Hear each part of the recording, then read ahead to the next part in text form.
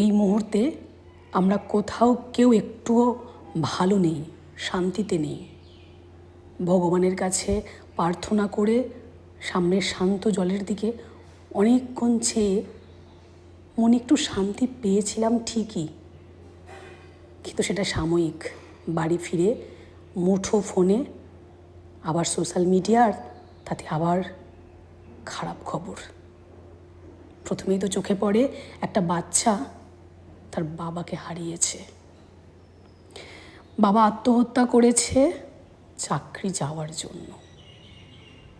মা তার সন্তানকে হারিয়েছে, একজন স্ত্রী তার স্বামীকে হারিয়েছে।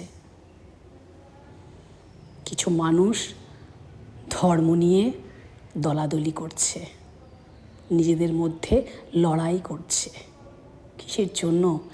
এতগুলো বছর তো আমরা একসাথেই থেকেছি, সেসব কি সব ভুলে গেলেন?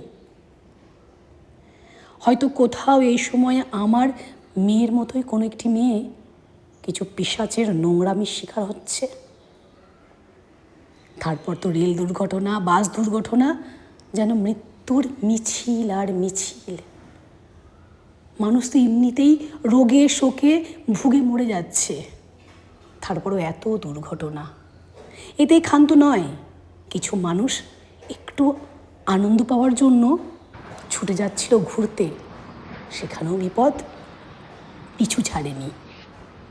সেখানেও হয়তো স্বামী স্ত্রী গেছিল, স্বামী ফিরেছে স্ত্রী ফেরেনি, বা স্ত্রী ফিরেছে স্বামী ফেরেনি, বা গোটা পরিবার ফেরেনি। কোন মহামারীর শিকার আমরা? এ কোন পরিস্থিতির শিকার? আমরা কবে আবার ভালো থাকবো? আবার সবাই মিলেমিশে